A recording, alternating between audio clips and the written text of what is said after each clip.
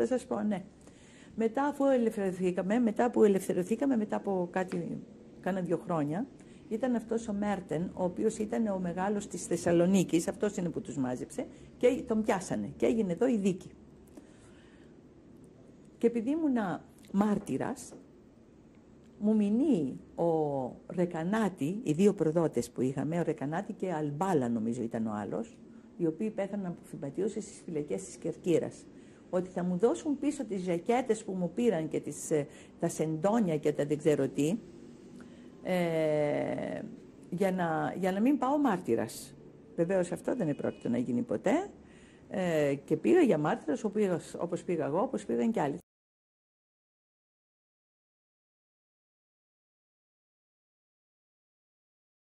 Λέγατε προηγουμένως ότι η συμπεριφορά των Ελλήνων κατά τη διάρκεια του πολέμου ήταν άψογη με τους Εβραίους. Πάντως φαντάζομαι ότι έπρεπε να υπήρχαν εξαιρέσεις. Όχι. Καμία. Καμία εξαίρεση. Όσο ξέρετε εσείς, καμία εξαίρεση. Καμία.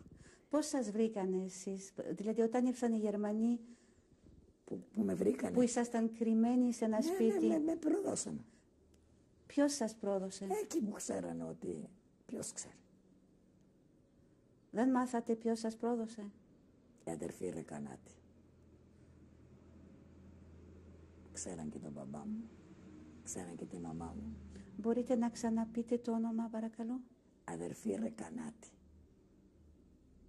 Τι σχέση είχε μαζί σας? Ήξερε τον πατέρα σας? Ήξερε από τη Θεσσαλονίκη. Πώς γράφεται Ρεκανατι?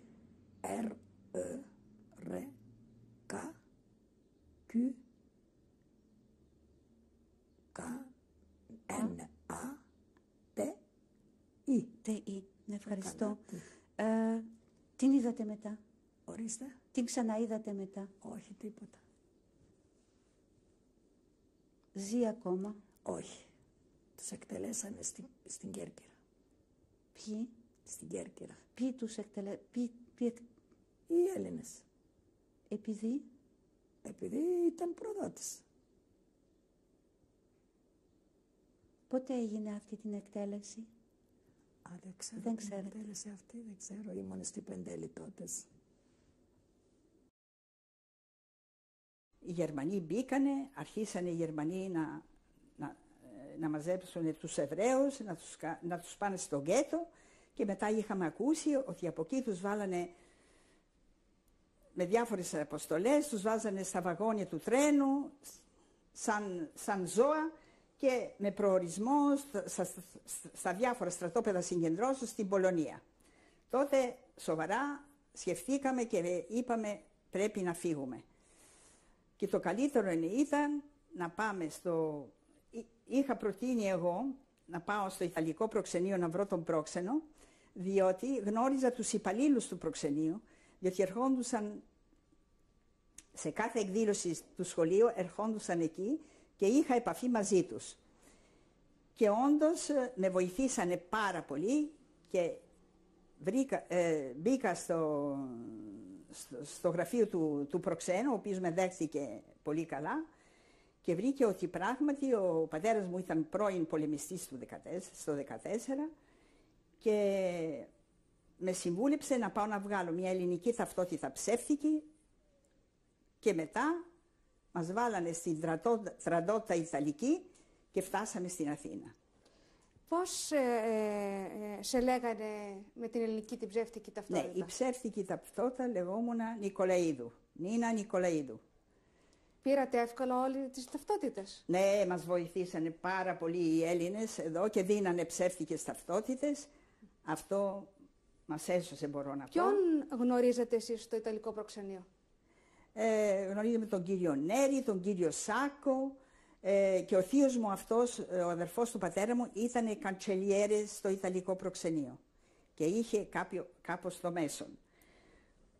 Οπότε από εκεί φτάσαμε στην Αθήνα που μας έβαλαν στην τραντότα και μια ελληνική οικογένεια μας βοήθησε να βρούμε ένα σπίτι στο Διόνυσο.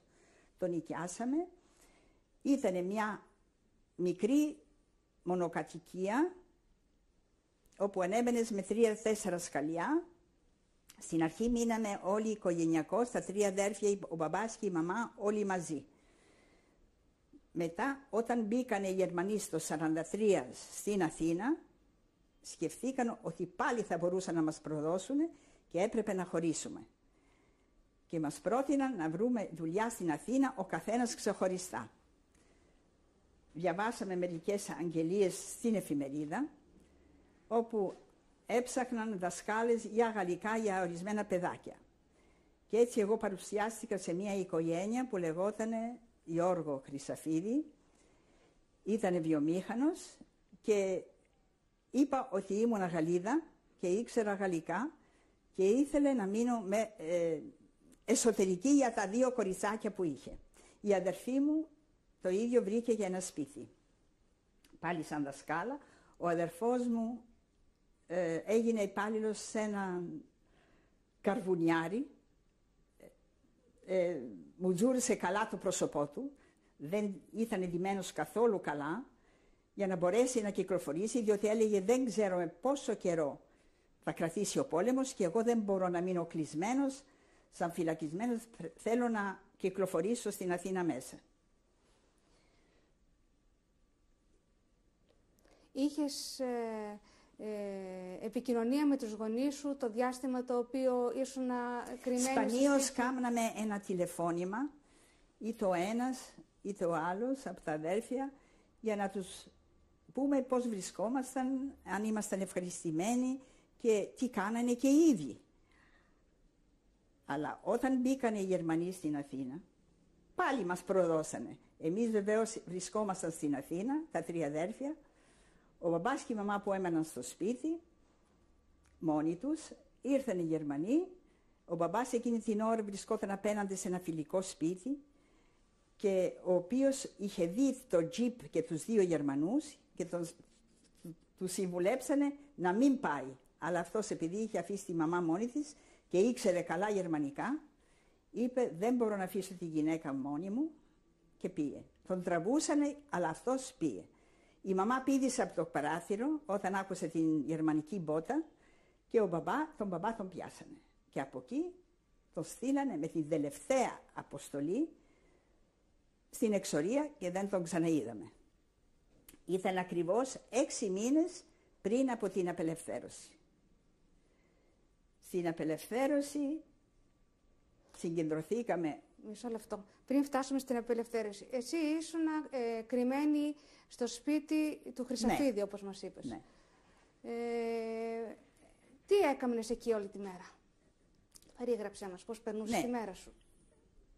Όλη την ημέρα ήμουνα με τα παιδιά, τους διάβαζα, έπαιζα μαζί τους, τους πήγαινα στο πάρκο για περίπατο και εκεί κάποια μέρα στο πάρκο είδα τον Ρεκανατι, ο οποίος ήταν δοσύλλογος, είχε ακουστεί άλλωστε και από την Θεσσαλονίκη ότι πρόδιδε, όπως ήταν δοσύλλογος και ο Χασόν.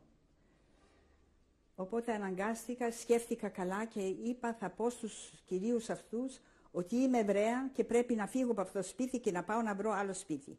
Αλλά επειδή με αγαπούσανε πάρα πολύ, μου πρότειναν να με στείλουν σε ένα σπίτι όπου ζούσε μία θεία Ρωσίδα, που ζούσε μόνη της και μου είπαν να πάω για 15 μέρες εκεί, να κλειστώ εκεί, ούτως ώστε αν πήγαιναν στο σπίτι τους, στους Χρυσαφίδες να με βρούνε, θα έλεγε ότι δεν υπήρχα. Και έτσι έγινα, ξαναγύρισα πίσω και έμεινα εκεί μέχρι την απελευθέρωση. Συναντούσες αυτό το διάστημα τα αδέλφια σου? Την αδερφή μου την συναντούσα κάπου. Τον αδερφό μου όχι τόσο πολύ. Διότι εγώ έμενα 3η Σεπτεμβρίου, αυτός ήταν στην πλατεία Βάθη και στα χάλια που ήταν ντυμένος δεν ήθελε ούτε να τον δούνε, ούτε να εμφανιστεί, ούτε τίποτε. Μόνο από τηλεφώνου. Άλλους συγγενείς συναντούσες στην Αθήνα? Όχι, κανέναν. Φυλαγόμασταν πάρα πολύ και μάλιστα στο πάρκο μια φορά είδα μια φίλη μου, μια στενή φίλη και κάμναμε η μία στην άλλη που δεν γνωριζόμασταν, ούτε χαιρετιόμασταν. Η καθεμία είχε τα παιδάκια κοντά για να δεν ξέρουμε ποιος βρισκόταν εκεί και για να μην μας αντιληφθούν. Όταν είπες στον Χρυσαφίδη ότι είσαι από τη Γαλλία, το πίστεψε? Το πίστεψε. Αλλά μετά, επειδή αυτοί ζούσαν και με τον παππού και με την γιαγιά, μητέρα και πατέρα της κυρίας Χρυσαφίδου, όταν τους είπα ότι είμαι Εβραία, μου είπανε το καταλάβαμε, το υποψιαστήκαμε, αλλά δεν σου είπαμε τίποτε, διότι θέλαμε πολύ να μείνεις εδώ, διότι είχες δώσει μια πολύ καλή αγωγή στα παιδιά. Όταν απελευθερωθήκαμε, τότε συγκεντρωθήκαμε όλοι μαζί, αδέρφια, μαμά, ο μπαμπάς βεβαίως δεν υπήρχε πια, ούτε μάθαμε πια ποτέ τι έγινε και τι δεν έγινε, και γυρίσαμε στη Θεσσαλονίκη. Να ερχόμαστε στο μπλοκ με αρκετά πράγματα μαζί μας. Με νερά εμφιαλωμένα, μικρά μπουκαλάκια. Πού τα βρίσκατε αυτά τα νερά τα εμφιαλωμένα? Εμείς είχαμε την τύχη να δουλεύουμε, γιατί μετά μας πήγαν εμείς από το ΑΟΣ Κομάντο, που είναι στο Ήπεθρο που δουλεύαμε. Εκεί που μου είπατε ότι μεταφέρατε πέτρες και κάπνατε τα χαντάκια. Μετά από 6-7 μήνες. Μάλιστα. Πήγαμε, μας πήγαν στο Σου Κομάντο. Σου Κομάντο. Ναι, ήταν παπούτσια. Τα παπούτσια που ερχόντουσαν και μαζεύανε από τις αποστολές. Τα χωρίζαμε. Τα καλά τα στέλναμε, τα φορτώναμε στα τρένα. Οι οποίες ήμασταν εμείς οι μηχανές. Τα σμπρώχναμε τα τρένα μέχρι να πιάσει τη μηχανή. Γεμίζαμε τρένα από τα καλά παπούτσια. Τα άλλα τα κόβαμε και τα κάναμε δέρματα, και αυτά δεν ξέρω τι τα κάνανε αυτοί. Και αυτά τα φορτώναμε. Και τις σόλες αν ήταν καλές κλπ. Εκεί αυτή τη δουλειά, τώρα εμείς από την κακία μας χαλούσαμε και τα καλά. Σκίζαμε, φτιάχναμε και τα καλά. Κάπου κάτι βρίσκαμε μέσα. Στα παπούτσια. Στις σόλες, ναι. Σαν δηλαδή χρυσαφικό. Χρυσαφικό. Ένα χρυσαφικό, το οποίο δίναμε και παίρναμε σαλάμι, παίρναμε ψωμιά, παίρναμε διάφορα πράγματα. Μάλιστα. Με αυτά τα πράγματα. Καταλάβατε, κάπως και εμείς είχαμε εξοικειωθεί. Και είχατε βρει κάποιους τρόπους να επιβιώνετε. Ακριβώς. Μέχρι που στο χρόνο πάνω του 44 ήρθε η αποστολή των Αθηνών, της Ελλάδος, που δεν το πίστευα με τίποτα. Όταν μου είπαν το πρωί ότι έρχεται αποστολή από την Ελλάδα, αδύνατο τους λέω. Δεν είναι τόσο χαζοί οι άνθρωποι. Αφού πιάσαν τους Θεσσαλονικιούς και την Ανατολική Μακεδονία και Θράκη, και δεν γύρισε κανένας, δεν ξέρει κανένας, είναι αδύνατο να έρθουνε. Δεν το καταλάβαινα. Τελικά όταν μπήκαμε το βράδυ στην αυτή, στο στρατόπεδο, από τη δουλειά, μας είπαν ήρθε αποστολή από την Ελλάδα. Και έτρεξα να δω κανένα γνωστό. Και βρήκα την ξαδέρφη μου, τη θεία της Φελίσιας, η οποία ήρθε με τον άντρα της, είχε αφήσει τα παιδιά της, δηλαδή τα παιδιά μείνανε έξω γιατί αυτοί μόλις τους βάλανε εδώ, τους κλείσανε στη συναγωγή, έτρεξε η γυναίκα να δει για τον άντρα της, όπως και η θιά μου και όλοι που κλειστήκανε. Και την είδε ο Ρεκανάτης, την γνώρισε και την πιάσανε και αυτή. Ποιος είναι ο Ρεκανάτης? Ήταν ένας προδότης, ο οποίος δικάστηκε μετά και νομίζω είχε κρεμαστεί στην Κέρκυρα. Πολύ λίγοι ήταν οι μορφωμένοι τότε σε εκείνη την εποχή. Αυτό θυμάμαι βέβαια. Με αυτό δεν θα πει όμως δεν είχαν και κοινωνική μόρφωση. Γιατί άλλο γραμματική μόρφωση, άλλο κοινωνική μόρφωση. Εγώ θεωρώ την κοινωνική μόρφωση ανώτερη από την γραμματική. Θυμόσαστε κάποιο περιστατικό που σας φέρθηκαν άσχημα επειδή ήσασταν Εβραίος? Στην περιοχή που ζούσαμε, όχι μόνο μας κυνηγήσανε ή μας προδώσανε, αλλά μας κρύψανε κιόλας. Έχω παράδειγμα το σπίτι το δικό μας, το δώσαμε σε μια οικογένεια που ήταν από το Αγρίνιο εδώ στην Αθήνα και αυτοί μας φερθήκαν περισσότερο από αδέρφια και όταν απελευθερωθήκαμε, όπως δώσαμε το σπίτι μας το δώσανε πάλι. Χωρίς βέβαια αμοιβή, χωρίς ενίκεια, χωρίς τίποτα. Αλλά μας δώσανε και τα λεπτομέρειες, μας τα δώσαν όλα. Θέλω να κάνω μια διευκρίνηση. Σας είπατε ότι σας έχουν κυνηγήσει και σας πρόδωσαν. Όχι, δεν μας πρόδωσαν. Ποτέ δεν μας πρόδωσαν. Υπήρχε μόνο μια περίπτωση, όταν εγώ έπαιζα ποδόσφαιρο εκεί στη γειτονιά, ήταν μια ομάδα πολύ καλή, όλοι με αγαπούσανε, ξέρανε ότι δεν με προδίδαν, ούτε λέγανε τίποτα. Σε ένα καφενείο στη γωνία ενός Στέφανου πηγαίνανε 2 Εβραίοι με τα ονόματα, Ρεκανάτης και Φρανσές. Αυτοί ήταν προδότες. Ο καταστηματάρχης δεν με πρόδωσε, παρόλο που ήξερε ότι είμαι Εβραίος. Και μάλιστα με συμβούλευε, μου λέει πρόσεχε, γιατί αυτοί έτσι και έτσι και έτσι. Εγώ τους ήξερα βέβαια. Γιατί μετά θα σας πω που είχα ανακατευτεί και πώς τα ήξερα και πολλά πράγματα ήξερα.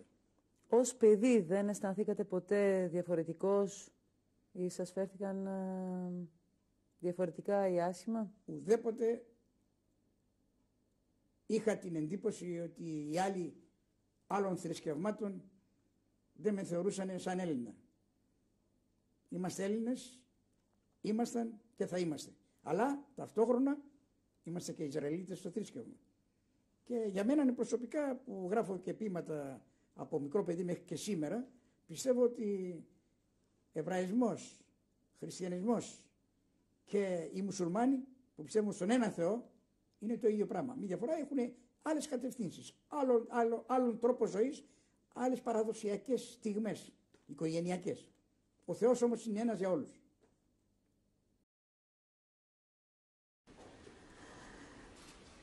Περιπλανηθήκαμε σε πάρα πολλά σπίτια. Σε πάρα πολλά. Δηλαδή θα έλεγα βρεθήκαμε μια φορά στο πυρητιδοποιείο, όπου είχαν βάλει φωτιά. Πυρητιδοποιείο, είπατε? Πυρητιδοποιείο. Εκεί βρεθήκαμε και είχαν σκοτώσει κάποιο Γερμανό και ήρθαν και βάζανε φωτιά, όπου παραλίγο θα μας καίγανε μέσα στα σπίτια, και είχε έρθει ο Δαμασκηνός ο Μητροπολίτης και στάθηκε λίγο πιο πέρα από τα σπίτια και σταμάτησε τουλάχιστον αυτό, δηλαδή δεν μας έκαψαν και μπορέσαμε και φύγαμε. Πολλές τέτοιες εμπειρίες. Μία φορά, αν ενδιαφέρει να το πω, δυστυχώς είχαμε και δικούς μας ανθρώπους, κάποιος Μιχαηλίδης, ο οποίος ήταν Εβραίος, είχε χριστιανιστεί, είχε παντρευτεί, ήξερα όμως τη μητέρα μου. Ήταν ο αδερφός μιας φίλης της, ο οποίος εργαζόταν με τους Γερμανούς και η μαμά μου δεν τον θυμόταν. Αυτός από χρόνια ήταν που δεν πιάσει την οικογένειά του. Όμως εκείνος τη θυμήθηκε και εμείς παίρναμε τα τρόφιμα του Ερυθρού Σταυρού και πηγαίναμε μία φορά τη βδομάδα, δεν ξέρω, 10 μέρες τα έπαιρνε. Λοιπόν, την παρακολούθησε ο κύριος και αφού έφτασε σε ένα σημείο που υπήρχε ένας δρόμος ένα διέξοδο, εκεί την έχασε. Γύρισε όμως αυτός εκεί που μοιράζαν τα τρόφιμα και λέει την έχασα, λέει, αλλά θα την ξαναβρω. Δηλαδή και οι ίδιοι δικοί μας, δυστυχώς ορισμένοι. Αυτός ο Μιχαηλίδης προηγουμένως λεγόταν Ρεκανατι, μήπως? Όχι, ήταν άλλος ο Ρεκανατι. Ο Ρεκανατι ήρθαν από τη Θεσσαλονίκη. Ο Ρεκανατι κυνηγούσε την οικογένεια Σούση. Η οικογένεια Σούση έχει σχέση με τη δική μου την οικογένεια. Η μία αδελφή είναι παντρεμένη με τον θείο μου, όπου ξέρω πάρα πολύ καλά το ιστορικό. Έπιασαν τον πατέρα και τον μεγάλο τον αδελφό και βεβαίως τους εκβίαζαν να παραδοθεί η οικογένεια όλη Σούση και αναγκάστηκαν να παραδοθούν με αποτέλεσμα να χαθούν όλοι. Και πήγανε και αυτοί στο Auschwitz. Όλοι στο Auschwitz και χάθηκαν όλοι. Εγώ έχασα τον αδελφό μου, ένα θείο, τον αδελφό της μητέρας μου, 2 ξαδέλφια μου. Αυτοί χαθήκανε, δεν γύρισαν. Γύρισε μόνο ο ένας θείος, ο Ερίκο Σεβίλια, ο οποίος και μας διηγήθηκε τι συνέβη, γιατί εμείς δεν ξέραμε ακόμα και τι είχε συμβεί.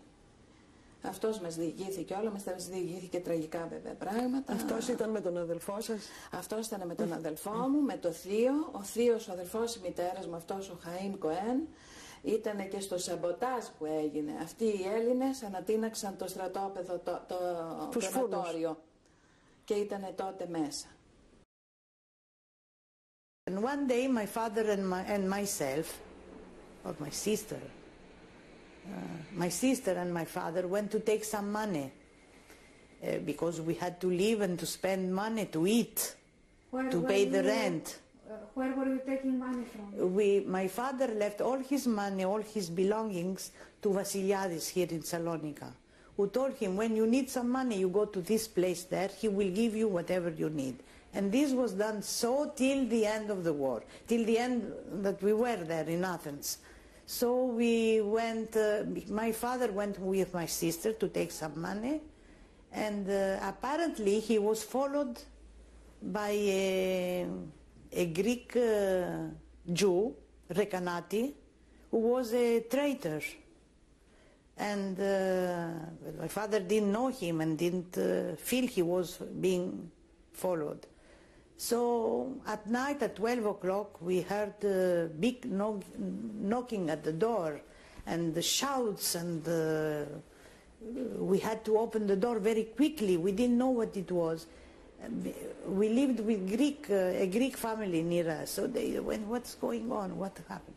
We opened the door, and the two fell gendarmes and Rεκανατι entered the house and asked for our papers. So my father went and took out the cédulas. We had Spanish identity cards, show them, and they were very astonished. We were not Greek Jews, we were Spanish Jews. So my father looked at Rεκανατι and spit on him, said, are you not ashamed? And the Germans started shouting at him because he didn't bring them to the right place. But the German asked my father if the ambassador knew that we were living in this address. And my father said, of course he knows, why not? And they left, and we stayed there. Do you remember when this happened? It was maybe in January 44, before the laws against the Jews, the Spanish Jews started. It was already, they were already after the Greek Jews. And all the Greek Jews disappeared at this moment. At that time, Athens was still under Italian occupation? No, it was already German occupation. I think Mussolini had fallen, and the Germans took all of Greece and Athens too. The time when Mussolini fell and the fascism, it was out. And the Germans started to come in the island of Rhodes. We were so scared to see them. When we see them in the street, we turn around because we were scared. We didn't know, we ignored everything what's happening in Europe. We couldn't hear the radios, only the Italian radio. And we didn't knew what's happened in Europe. And when the Germans came from Athens to Rhodes, became a little bit difficult because they'll try to get all the Jews, and actually a man came, Rεκανατι, with SS, and he contacted the president of our congregation, of our community, and he asked all the people to come because they want to have all the men. I remember my father went with my young brother, who was already 16, and the other day we were worried because they didn't come back. We have to go and know what's happened. They say, if you are ready, you can come and join them. They are going to stay here. Then we realized what happened. So you went with your mother? I went home, and I said to my mother, you know, Mom, we have to go and join Papa and Salfo because I don't think they're coming out. And my mother was a little bit annoyed. He said, why? How we can go? Say, yes, they say we must take all our clothes, our jewelry, and a little bit of food with us, and we're going there because to help them. that it was. We went there, and we came in. As soon as we came in, they spoiled us all with jewelry we had on us. I must tell you, I had one chain with my father when he was in America. He bring me a $10 gold, and I said, I'm not going to give that to the Germans. And I went to the toilet, and I threw it in the toilet. I said, that's a souvenir from my father, and I'm not going to give to them. And not only that, after they took us all the jewelry, all the precious things, even a pair of glasses, they took it. I say, how I can read? How they took your glasses? Yes. And it was too terrible to be inside in this Commando Aeronautica. Was this a big building? It's a big building. Can you describe yes, for the road building? It was. Yes, it was for road. It was quite a big building. It was the Commando Aeronautica, means from the airport. Yes. But military building. aeronautic building. It was the office, and we went. We stayed a few days. The life, it was too terrible. And how many people were there? All the community, the whole community. Okay, now to go back to the period when you were in hiding. You said that you were able to go out on the street. Oh, yeah. And your brother also, or was he more My youngest brother, yes. My youngest brother, yes. Also. Playing outside in the street, you know, the usual games of children that they're playing in a small, poor neighborhood. Did the children whom you played with have any suspicion that you might be Jewish? No, none whatsoever. Were there any Jews who did not get false IDs and wore yellow stars? I have not one case in which I could say that I know that somebody wore yellow stars in Athens. In Salonika, yes. Nobody did as far as I know. Now, the other part of the question was? Did any of your friends know that you were Jewish? No. Okay. What happened when you were discovered? Oh, it didn't happen when we were discovered. The discovery itself, it was a tragedy. It was the beginning of the Calvary, let's say. And mind you, it was. First of all, we had a very, very good week before our arrest, because it was in June 1944. It happened, we were arrested on the 19th of June 1944, 13 days after D-Day. So obviously you knew about D-Day. Oh boy, if we knew, everybody knew, and we said it's near, it's coming, we get free. I mean, everybody was elated, everybody, we knew that. Did you listen to a radio? Oh yeah, everybody knew. Everybody was listening to the radio. We didn't have a radio at home, but the thing was on the streets. Everybody knew. What happened to your father's radio? Honestly, I don't know. The fact is that because you see, they came back. My father, after liberation, my brother from the mountain. My mother died in concentration camp. I came 1 year after from concentration camp, so I didn't find the radio. I never thought to ask them what happened. It was probably it was lost. So, and I remember it was a very optimistic, a period of time. We knew that even the songs that they were writing, and the Greeks, they're writing songs for nothing. Happiness, it's very near. A little bit. Covered because you didn't want to go out and it's just singing that happiness is coming back, that the sky will open again and the sun will appear again, and this kind of sort. And then what happened? It was very, very hot summer.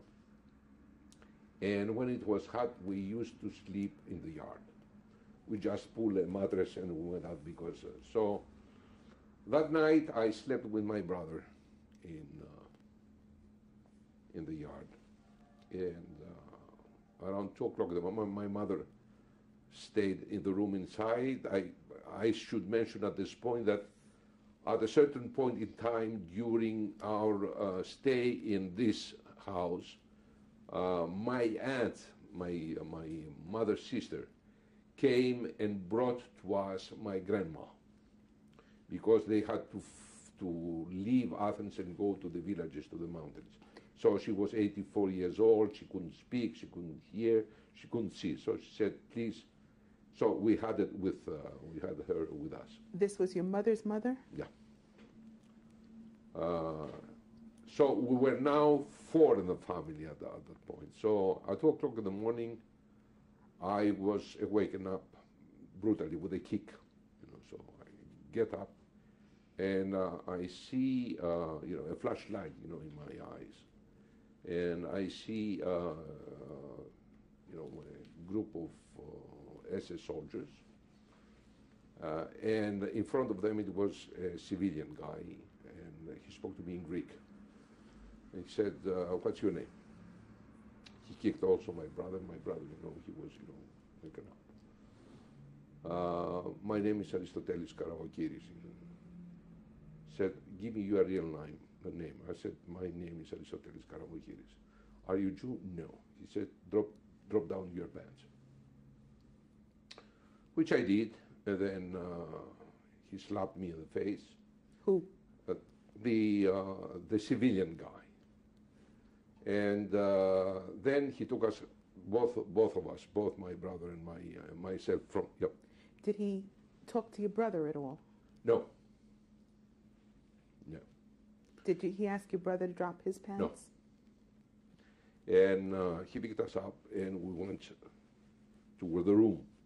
Inside? Inside. Now there I see, the scene is as follows. I see my mother down on her knees. As soon as the civilian guy entered, he started telling him, look, I have some jewelry, I can give you everything, leave the kids. The guy slapped her. Now, the guy you were speaking about, he was a Greek Jew. He was Rεκανατι. He was a Jew? Yeah. He's a collaborator. We had a dozen or so of these people. Ρεκανατι, the famous Ρεκανατι. Okay, and from that point on, I don't know, in her distress, my mother continued either to beg or to curse. You murderers, you this, you that, And of course, they tried to waken up my grandma. My grandma didn't know how to speak Greek. I mean, she mumbled. I mean, she was 84 years old. And they told us to dress up. We got there. Outside there were 4 or 5 big cars, the German jeeps of the sort. Did the Germans say anything to you? No. Did they No, touch he you? was the leader of the group, and he made all the talking. No German was involved. No German, pulled his gun to hit us or anything. Everything was done by him. They had guns, though. Oh yeah. Okay. And they were SS? Yes. What color uniform were they wearing? I don't remember it was black. I think it was, there were Waffen SS. I think it was green. Dark green. Dark green, yeah. I remember they had this kind of Polizei thing, they, insignia? Yeah, they have something like how do we say it? A collar, something metal that they were wearing here. And then we got dressed, and they took my grandma in a blanket, 4 of them, because she couldn't stand up. And they put us in the car. This was between 2 and 3 o'clock in the morning. And they drove us to the Gestapo headquarters, which was located at Merlin Street in the center of Athens. Did you know at the time what that building was? No, I didn't know. We knew that in Merlin Street there was the Gestapo headquarters. I didn't know what was it because it was night. I was terrified. Then I realized the next day, and they put us in a dungeon. I mean, we climbed some stairs. Everything was dark. And they threw us, in a dungeon inside, and that was it.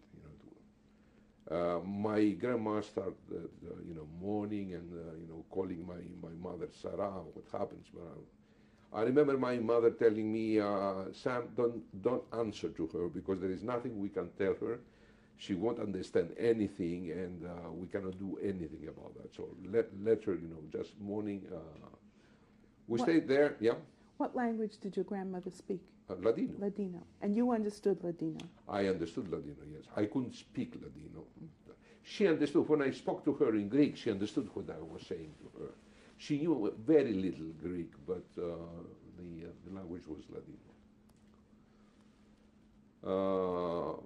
In the morning? In the morning. In the morning, we were summoned, the three of us, and went upstairs, for interrogation. It was a very, very formal German office with an officer behind the thing and 3-4 soldiers and Recanati, of course. What was his first name?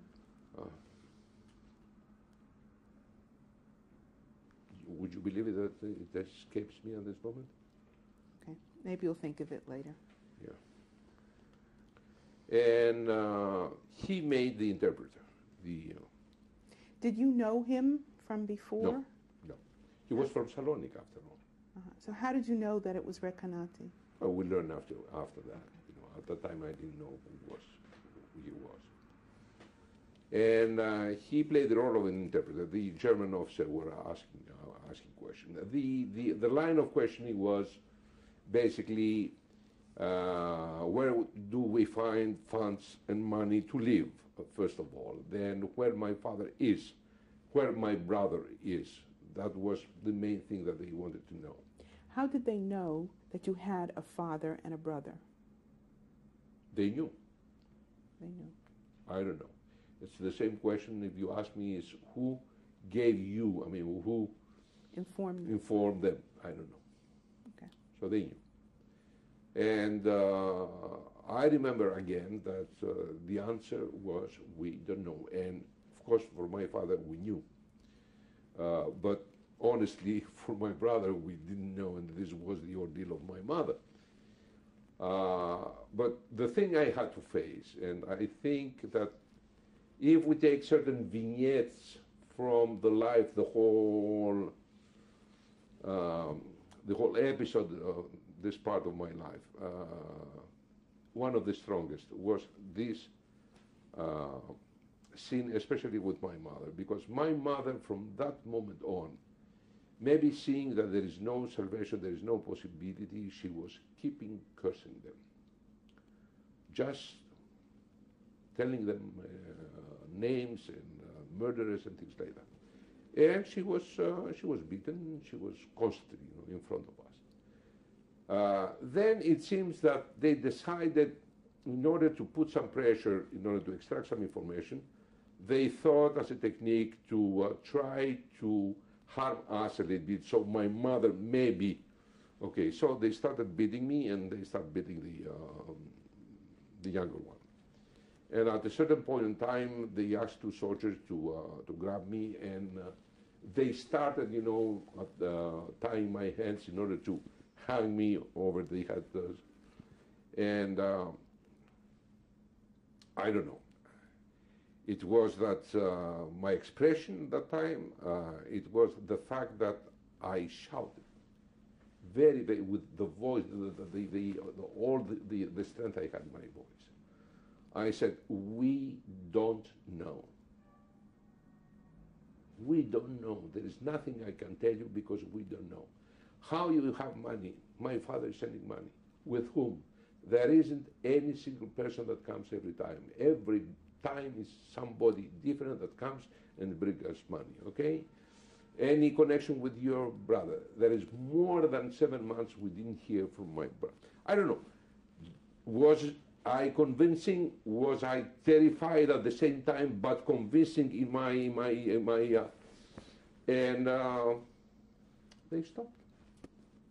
They continue slapping here and there, you know, occasionally, because mainly of the cursing of my mother. And I remember at the time that I felt that, you know, I told my mother, I remember I told my mother, please, mommy, shut up. Shut up, and to the extent I can, let me handle the thing, you know. I just mumbled to her, you know. I was 13. I said, you know, there is no other way, because it seems that the poor lady, I mean, she was in such a state of mind that she couldn't cope with the situation. Who did the beating? Oh, soldiers. German soldiers. How many were there? 3 or 4, and there were people coming in and out, you know.